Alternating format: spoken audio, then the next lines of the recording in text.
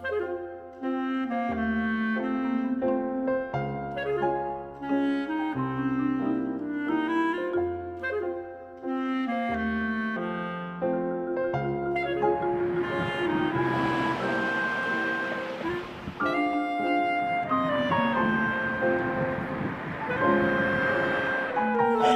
do have 2 copies of the history of my book. Actually, Plainfield is and Cornish are really historic. They are very historic, yeah. Down further, of course, is Maxwell Parrish's residence, and then you go further down and further down. I am the master, Marilyn Simons. Say master, then that means instead of president. President. I think they're making a change to that, so they're kind of changing it to president, vice president.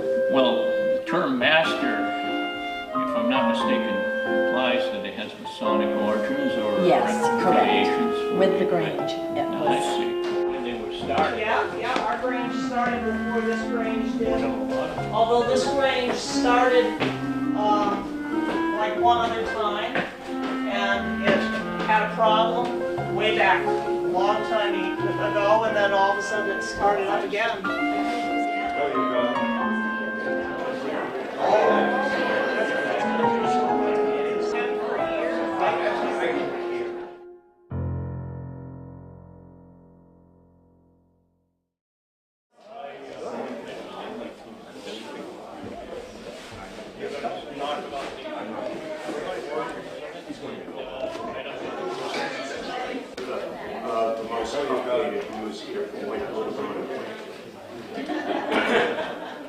I want to introduce Steve, and it's interesting because I knew Steve before I knew Steve. His dad was my high school English teacher and was one of our favorite teachers at Windsor High School, taught the seniors, and juniors and seniors, and so got a little bit of a taste of the local nostalgia, the local flavor of Plainfield through Laurie and through the Taylor family. It's like introducing your brother to you. Steve's been our town moderator. He's been agricultural commissioner here in town, local farmer. He's been here for, well, since day one, and we want to welcome him to come and share with us tonight about the Grange, the history of the Grange. Steve?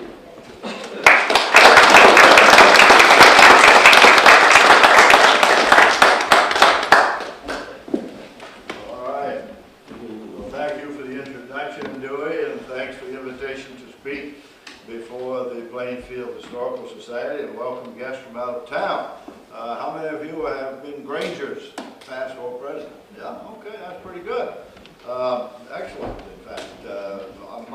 Everybody says, well, were you a member of the Grange? Well, yes, I was in the juvenile Grange in this very room, and a lady named Ellen Malin was the advisor, or the matron, what they call it. They'd have an adult in charge. That was good. So we had a lot of fun, but I never did join the regular Grange, but I've always been very close to it and had many interesting and exciting times, actually, when I was Commissioner of Agriculture down through the years. I always got a formal invitation to attend the annual meeting of the State Grange, and often I spoke to various Granges, small local Granges around the state, and have had always counted on the Grange for wonderful support in the legislature and in the various initiatives that I was involved with. So I have a great deal of affection for the Grange. I do these lectures for the Humanities Council, the New Hampshire Council for the Humanities. There's a program called Humanities to Go, and that's why I'm here tonight. And they have a stable of speakers who talk on various subjects all over the place, drawing on learned study of literature, of history, of culture, of historic trends, and all these things. And they called me once and said, we're kind of weak on rural culture and agricultural history, and could you help us out? And they sent me, I said, well, I can try. And this was after I retired from the state, and they sent me a long sort of application form to fill out. So I sat down one evening, started working on that. I got over to page 6, and it said, what is your graduate degree and what was the subject of your thesis? And I said, I barely got a bachelor's degree. So I said, I guess I'm not eligible, and I tossed it in the wastebasket. Well, a few months went by, and the gentleman called me back. He said, how come you never send in the paperwork? And I said, well, gee, I don't think I'm eligible to be one of your speakers. And he said, oh, what do you mean? I said, well, it said you had to have a graduate degree and you had to have completed your thesis. He said, oh, don't worry about that. We'll call you an independent scholar.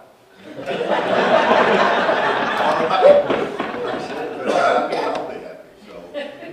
So I started out, I put together a talk, and I think you've heard it, some of you, about the sheep boom and its enduring legacy on the landscape of New Hampshire. And then I got into doing one about cows and how the cows nurtured New Hampshire for 400 years. And then I started nosing around about the Grange and reread the history of the New Hampshire Grange and visited the New Hampshire Grange headquarters museum down in Hooksett, and spent some time with an old friend named John Satterley, who was the guy with the head of Concord Lumber for many, many years, and he was the master of the state Grange back in the 70s.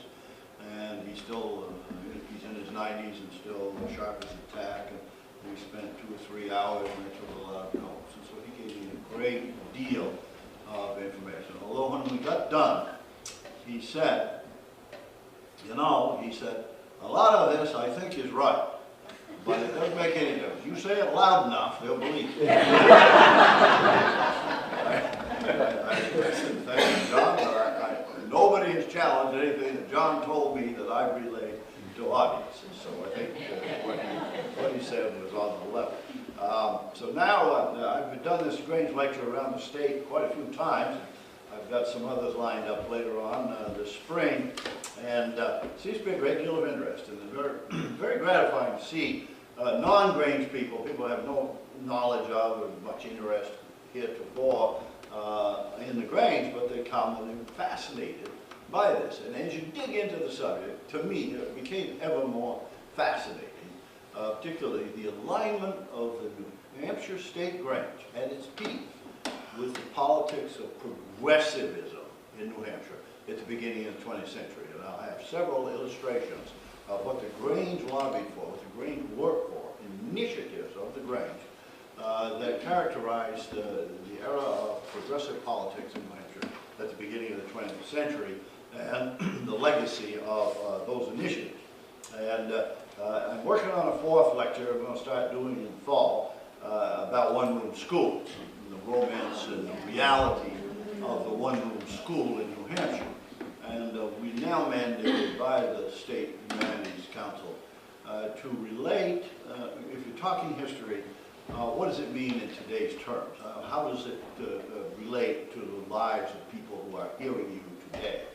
And that's an easy assignment with the topic of one-room schools. The problems of the one-room schools in the 1890s are exactly the same problems we face today. How are we going to pay for education? How are we going to get good teachers? How are we going to do for facilities? How are we going to develop curriculum? And how are we going to maintain discipline? All the same issues we battle today. And it's just history repeating. It's so interesting. But anyway, talking about Grange tonight. And what's the word Grange? Where did that come from? And how did that happen? Well, the origin, the root of the word, of course, is way back in the Latin, Grange meaning, being derived for the Latin word for grain or granary. The writings of Geoffrey Chaucer make reference to Grange. Alexander Hamilton's home at the time of the Revolution, he called it a grange. Large farming estates in England and Wales and Scotland and Ireland are often called granges. That's a very common word in the British Isles. But the founder of the Grange movement, Oliver Hudson Kelly, he saw the word Grange in the title of a popular novel at the time that he was pulling his ideas together. And he kind of liked that as a shorthand for the formal name of this organization he envisioned. The full name is the Order of the Patrons of Husbandry. Well, that's quite a mouthful, so you call it the Grange. That's a lot simpler. Well, the Order of the Patrons of Husbandry is very interesting. The way it's organized on 4 tiers. There's the National Grange, and then there are the state granges. And under each state grange are what you might call county granges, but they call them pomonas. And then under the pomonas are the local granges, such as would have and still meets in this building. Subordinate granges are the grassroots, community level grange. So wherever you go in the United States, it's the same. There's the national grange, the state grange, pomonas, and then the subordinate granges at the bottom. It's covered over the countryside. Every grange is the same. It has 16 offices. 5 of those offices are reserved for women. And all Grange meetings follow a common meeting format. You begin with prayer, have flag salute, open the Bible. The Bible is always in a prominent position at the center of the meeting hall. And then there's the business meeting, then followed by entertainment, educational program of some sort, and then a closing ceremony. If you go to the Grange in Washington State, or you go in Maine, or wherever you go, that meeting format is standard. The Grange is a fraternity. Grange is a fraternity much like the Elks, or the Moose, or the Oddfellows, or the Masons, in that it has secret passwords, it has signs, it has rituals, and it has degrees. In the case of the Grange, a lot of the ritual is actually drawn from the Masonic rites. Masonic rites was traced all the way back to Scotland in the 15th century. But the Grange took the Masonic rites and modified it by adding frequent references to farming, to crops, to seeds, to the seasons, the soil. The Grange's aspiration is to teach lessons of brotherhood, duty to God, morality, and the importance of hard work. But it has as its motto, faith, hope, charity, and fidelity. Well, I guess it's to Oliver Hudson Kelly. Oliver Hudson Kelly, today, we would call him an operator.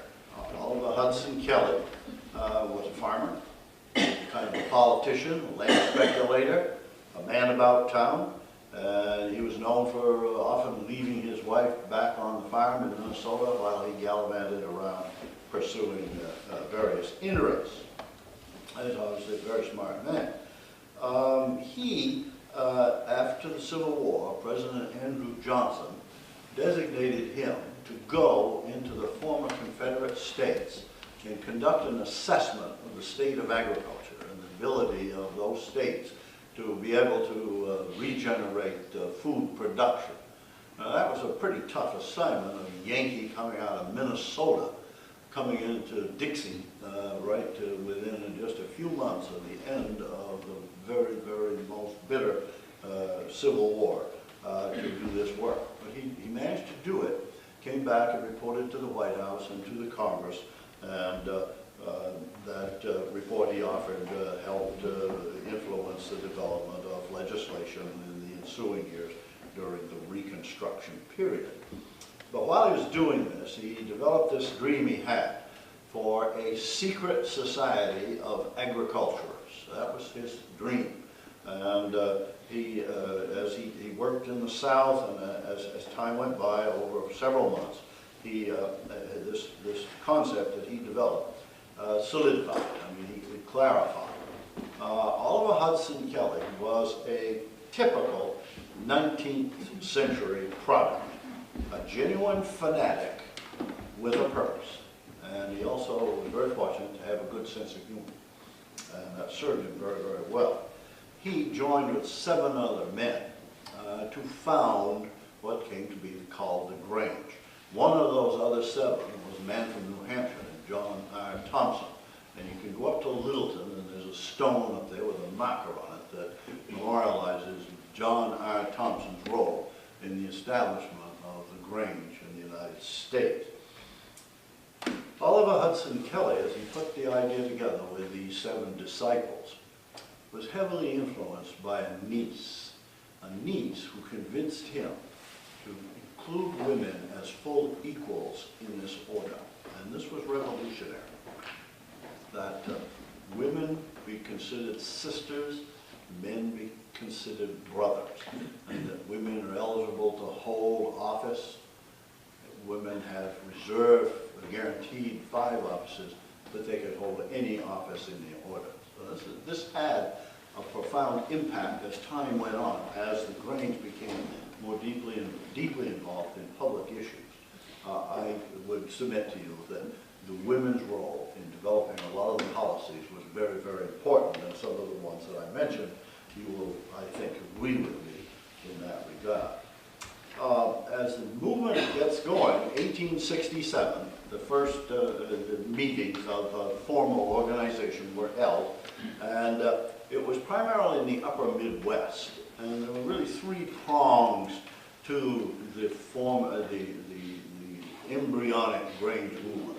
First was economic, and the economic one was to get farmers together to buy cooperatively, to form associations to buy fertilizer, seed, equipment together to get a better price, and also to market their crops. And that meant in the upper Midwest primarily development of grain elevators, so farmers could pool their grain crops at a central location and presumably get a better price. Then there was a political dimension, and that was primarily focused on battling the railroads, the railroad monopolies, and widespread perception, and it was very valid, that railroads were ripping off the farmers with exorbitant rates to move their grain commodities to market and to get their supplies delivered out. Plainfield had 16 school districts, each one with its own one-room school. Okay? Now, each of these districts was an individual taxing district. And the result was, if you lived in the district where there was a village, and they had a mill, they had a couple of stores and some houses, they had some tax base to support the one-room school in that district. But a school way up on top of Methodist Hill had nothing, maybe a farm and a bunch of trees. They didn't have the resources to support a school. They just didn't have enough money to do it. And you read the Plainfield Town reports from the 1880s and 1890s, they had a superintending school committee who would roam around and visit schools. They talked about one on Methodist Hill. They just shut down for the winter. They couldn't afford a stove. The wind blew through the building. And so the Grange said, this isn't right, that kids in town are getting a decent school supported adequately, and way up on the hill, they're not getting an education. This is not right. Does this sound familiar? We're still doing this. We're still fighting this. When I go other parts of the state, people look at me a little bit, quizzically. I said, come up to the Connecticut Valley and go to Claremont and look at the schools. Go look at Stevens High School, and then go up to Hanover and look at that new school up on Line Road. I mean, it's 2 different nations completely. Anyway, the Grange said to the legislature, it's not fair, and we've got to do something to help these poorest school districts get their head above water. And so that came to be known as the Grange School Law. They appropriated $25,000, 1899. By 1907, they cut it down to $10,000.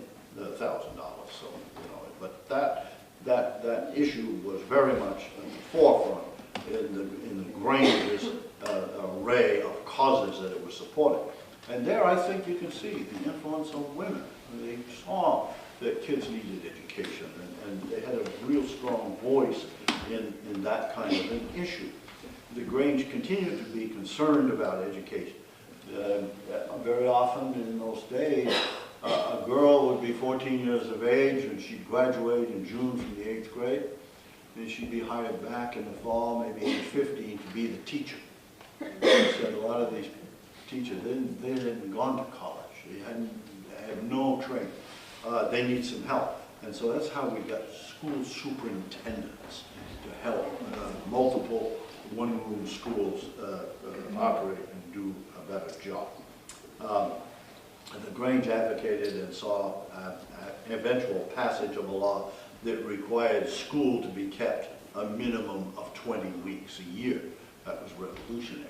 As I said, there were schools in Plainfield in the 1880s and 90s. They kept a few weeks in the fall till it got cold and shut down till spring when the mosquitoes came out, you know. And we just, you know, RFD was a post office on wheels. First a horse and buggy, and then later the Model T or a Model A or a Jeep or whatever. But it brought postal services to rural America. And it was a great Grange initiative all over the country and in New Hampshire. The first RFD in New Hampshire was in Pittsfield, 1903. And then everybody saw how great it was and it spread everywhere. But the RFD, you could buy stamps from the root man, and you could ship a package. You'd deliver the baby chicks right to your door 6 days a week. That was RFD, and that had a great influence on upgrading life in rural America. It also enabled, like the Rutland Herald or the Manchester Union or the Portland Press Herald, you know, so the city newspapers, to be able to circulate daily in the countryside. Until that happened, you know, people would go maybe to the post office or the store once a week, but if it was brought right to your door every day, you'd subscribe to the paper. And that helped people become better informed and help draw society forward. Now, you can't get that. We can't get that. I have to go down to the deli mart to get a paper. State Fair. First one was held in Tilton on a big farm over there, right next to the railroad. So you had to have the fair next to the railroad because you want to bring people in, and you also want to bring in the elephants and the attractions and so on. So the State Fair was operated by the Grange for 3 years, and then some sharp businessmen in Concord said, we can do a better job. So they kind of took over the franchise, and they ran the fair for about 4 years, and they decided that wasn't their cup of tea, and they gave it up. But the Grange has been the backbone of fairs at the county level ever since. And you go to the Cornish Fair and you'll see the Park Grange is selling hot dogs, or you go to Lancaster and the Granges have big exhibits and exhibit halls and all that. So Grange always has been a very, very important part of agricultural fairs in New Hampshire. The improvement of roads was a big Grange cause. Beginning of the 20th century, roads were horrible. The mud season lasted for weeks and weeks in the spring. In the summer they were rough and dusty, and if there was a thunder shower, the culverts got washed out. And they looked forward to winter because they could pack the snow, make a hard concrete surface of packed snow, ice, and they could really move around then. They could use sleds and sleighs, and the horses could move people around. But that really wasn't good enough. As the automobile arrived, the Grange advocated for improvement of roads, the formation of a network of primary roads to connect towns. And in 1915, the establishment of the position of highway commissioner. And then we began to hear of the term state roads. Like this road out here was called a state road. It was a town road until we got a highway commissioner and a formal department of highways at the state level in 1915. In 1921, the Grange lobbied for and was instrumental in adoption of what we call today, erroneously, the gas tax to support construction and maintenance of roads. Well, tax was a bad word then, as it is today. So they called it a road toll. And that is the right term today, the correct term for the money you pay to the state of New Hampshire for support of highways. It's 18 cents a gallon. That is a road toll. And the guy in Concord who keeps track of it all is the road toll administrator. Understand that. It's a very important consideration. Prior to 1913, farmers in New Hampshire were consistently being ripped off on fertilizer, feed grain, seed, and other agricultural fertilizer was terrible. It was just a constant scam. Unscrupulous suppliers would sell fertilizer, and they say there would be so many units of nitrogen or potassium or whatever, and half the fertilizer might be sand or gravel. And so the farmer had no way of testing it. Seeds, they might buy seed, they think they're getting clover seed, might be full of thistle seed for all they knew until the crop came up. And then feed grains, so it's supposed to be, say, 16% protein for the cows, they need that. Maybe there wasn't 16%, maybe the mix had byproducts that were of little feed value. So, across the country and in New Hampshire, during the period about 1911 to 1914, state departments of agriculture were organized and with the mission of protecting farmers. And so they have a laboratory, test fertilizer, test seeds, test grain to make sure the farmers are getting what they are paying for. And at the same time, those departments also began to protect consumers alike, making sure that eggs are safe to eat, that the potatoes don't have black rot in the middle of them, that the maple syrup isn't watered down, and so on.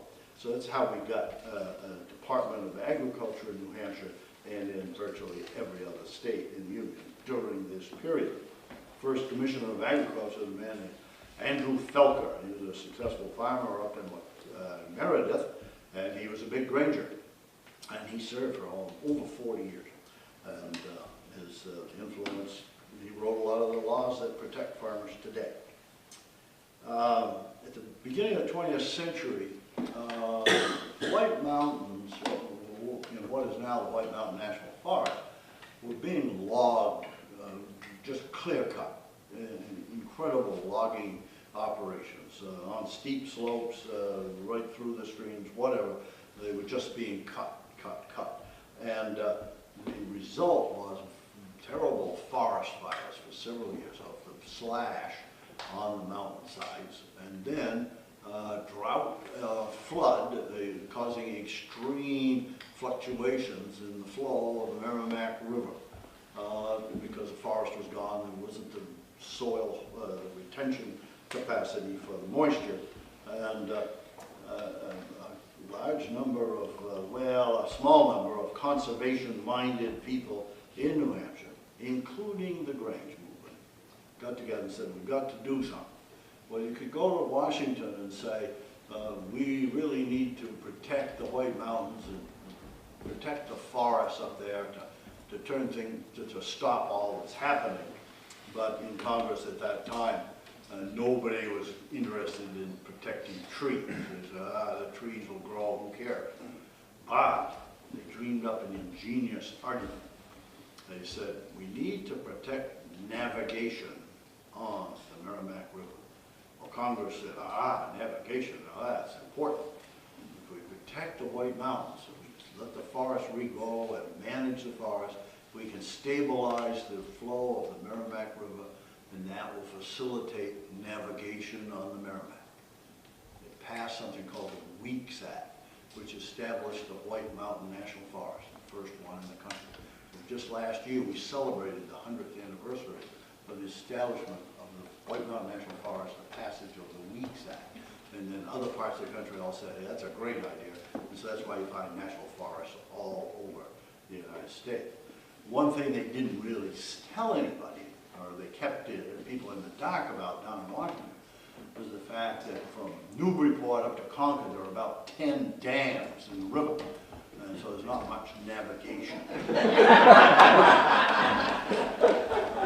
So what that did was encourage people to prematurely harvest their trees, resulting in bad forest management. So the Grange was instrumental, along with the Forest Society and some other conservation-minded organizations, in finally getting the legislature to pass what we call today the timber tax or the yield tax, which defers taxes on growing timber, says no tax until the trees are cut, and then the tax is assessed then on the value of the logs or the pulp when they go to market. Agriculture has all kinds of terrible risks, and the insurance companies shy away and never like to insure agriculture. So the Grange formed insurance companies in state after state after state to insure farmers. And the legacy of the New Hampshire one is the National Grange Mutual Insurance Company. It's down in Keene, still going strong. It insures many, many other people besides Grange members. But that's a legacy of this progressive bent that the Grange order pursued at the beginning of the 20th century. A very influential man in New Hampshire politics post World War I was from this town, a man named Fred Rogers. He was a very progressive farmer, a very successful farmer, farmed up on Jenny and True Roads. He was the first farmer around here to have a milking machine. The first one to adopt really scientific principles of crop production, fertility, and so on. He was also a very prominent member of the Grange and held leadership positions in the Grange, and then he served in the legislature. After World War I, with the coming of the automobile and the improvement of roads, transportation, it became apparent that criminal elements in the urban areas could readily go out into the countryside and burglarize and plunder and then scoot back into town. And the little town back into the city, and the little towns were defenseless. Out of that came the idea of a New Hampshire state police. And Fred Rogers was instrumental in getting that finally passed. It took years and years and years to overcome a lot of resistance to that. But in 1937, the New Hampshire State Police was created. And initially, the state policemen, the troopers, were mounted on motorcycles. I thought that was good enough because most people put their cars up for the winter and drive them in the winter. It soon became apparent that really wasn't quite a very good strategy, and started buying Ford V8s for police crews. So that's how the New Hampshire State Police got going. And I'm sure Fred Rogers, were he alive today, would be astonished to see state troopers out on Interstate 89 running radar guns. The present legislation that established a direct primary that allows all the people who want to vote in a party primary to choose who will represent that party in the general election. And out of that, of course, came the presidential primary. That was the parent of the presidential primary, about which we hear so much every 4 years or so. But the greatest achievement of the Grange movement came in the 1930s. In 1935, a survey was done that showed 9 out of 10 farms in New Hampshire had no electricity. There were 13,000 farm families that did not have electricity. The investor-owned power companies had wired like Plainfield Village and Meriden Village, and the lines ran along the main road. But back on the hills, no, they still didn't have electricity. The New Deal had one of its components, an entity called the Rural Electrification Administration, REA, which would put money into states to wire the rural areas, to build the electric plant necessary to bring electricity to the farms and to the rural residents. But the money couldn't go directly to the state treasuries. Very smart move. But you needed an entity in the state to receive that money and do the job. And New Hampshire didn't have that vehicle. A committee of 5 Rangers, led by Fred Barton of Leinster, organized legislation, lobbied for over furious opposition from the investor-owned utilities to get a mechanism, a vehicle in place to accept REA money and start wiring rural New Hampshire. Today, we know that entity as the New Hampshire Electric Co-op. That's how that started. Down in Leominster, in the common in Leominster Village, you can see it's one of those state historic markers. And that marks the spot where the first pole was set under the REA program in 1939. And it commemorates Fred Barton in Cornish.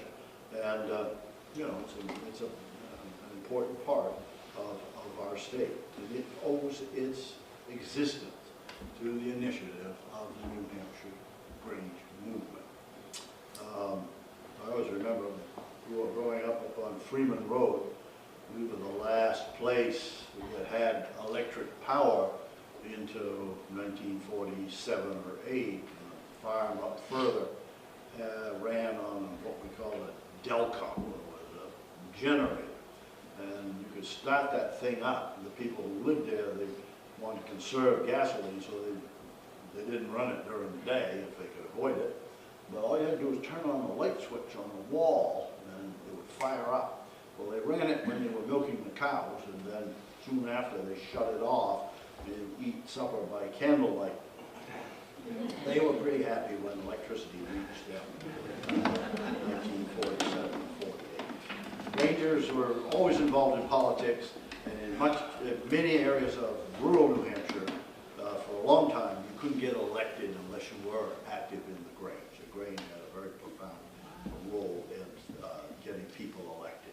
The most successful Granger who was a politician was a man named Nahum Batchelder. He was from East Andover, and he was elected governor in 1906 and was a big shot in the National Grange movement later on. So those are just some of the points and some of the achievements of this movement, which a lot of these things we just take for granted today. But they were bitter battles very often. It took a lot of struggle, and without the tenacity of the Grange and its members, I would submit to you that a lot of them might not have happened, or they would have been much, much later in coming our way. At its peak, the New Hampshire Grange had 340 subordinate granges, 340 local granges. There were 9 in the town of Haverhill alone, you can imagine. 2 in Plainfield, 2 in Cornish. The Claremont had one, West Lebanon had one, Lebanon had one, Hanover had one, you know, they were everywhere. And they had more than 35,000 members at the peak. And that was right after World War I. And if you look at the population of the state at that time, that shows that about 1 out of every 11 people in New Hampshire was a member of the Grange at that time. And there's nothing since to equate to that, say, market share, if you will. Today there are 66 Granges, and there are about 3,000 people who are active in the Grange movement in New Hampshire. 2 Grange units have recently been reactivated. One I know of down around Peterborough. Some young farmers get together and they said, let's have a Grange, and so it got started. Well, I want to conclude with maybe a little assessment of the decline, or why it declined so precipitously in 60 years or so. First, obviously, is the shift to non-farm employment, non-farm lifestyle in rural New Hampshire.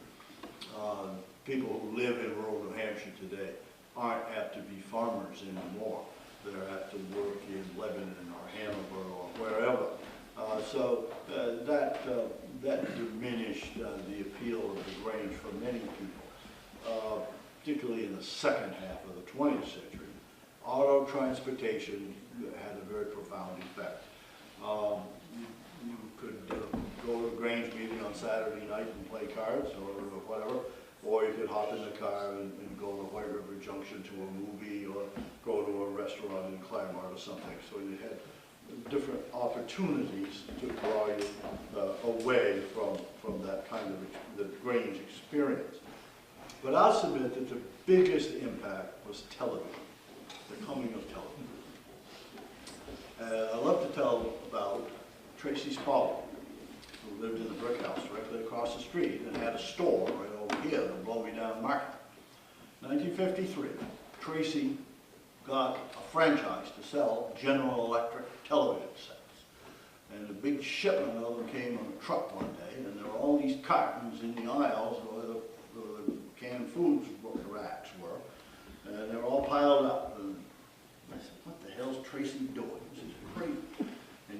set out of the box. He set it up on the counter, he plugged it in, turned it on, and all it did was go.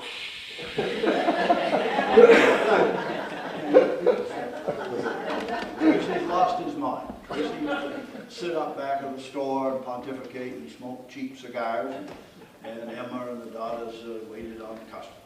And my God, April 1954, Channel 3 Burlington, Channel 8 Mount Washington went on the air.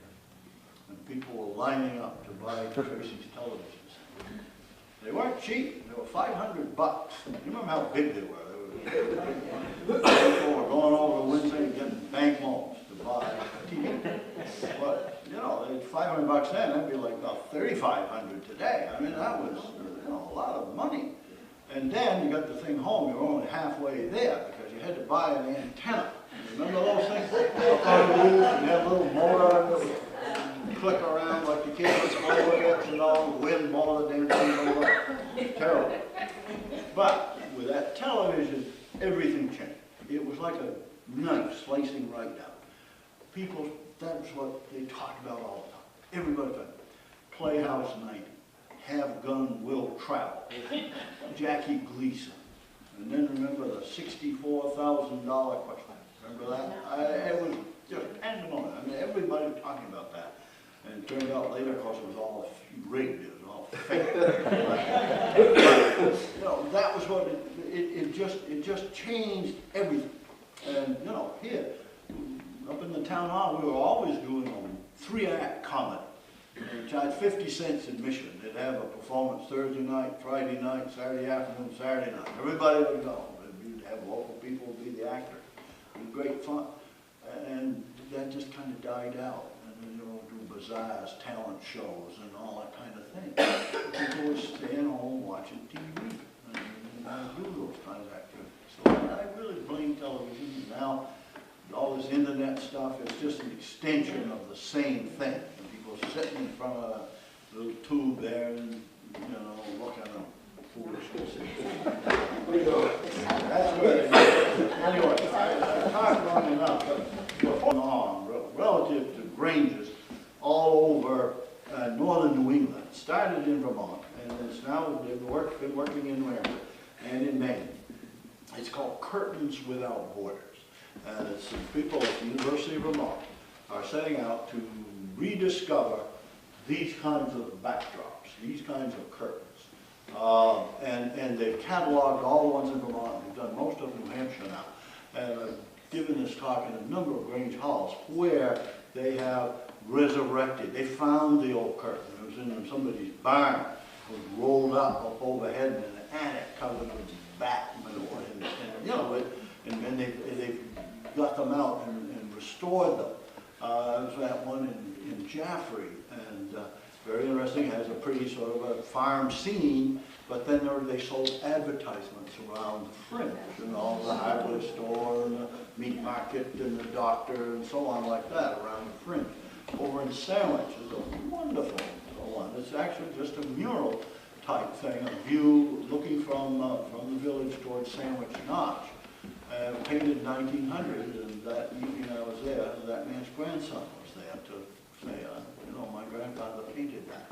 But they dug it out of some dark hole and cleaned it all up, and they have it hanging in the Grange Hall. A lot of Grange halls, of course, have fallen into disuse when you went from 360 something down to 60. A lot of them have been sold off, some for big money, like the one in Hanover. Others they've kind of been taken over as community centers. And this one here I use as an example of a marvelous community initiative to restore this building and save it and make it really part of the community again. You know, it's a wonderful asset to the town, and it's great to see it being used so much, and it's just terrific. And it was non-Grangers who joined in to really help pull it off, and that's a wonderful thing. Okay, I talked long enough. Does anybody have a question or two for me? Yes?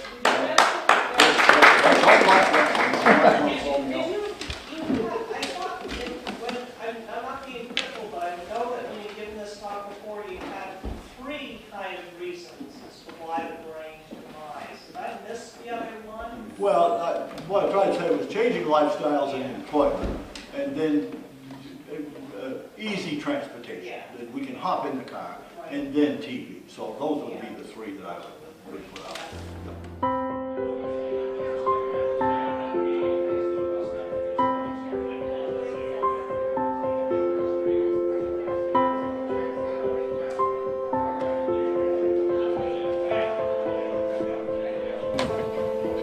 Hi there. I'm Alfred E. Jones. And I'm Mildred Ingham, the secretary of Bloomingdale. Well, nice to meet you.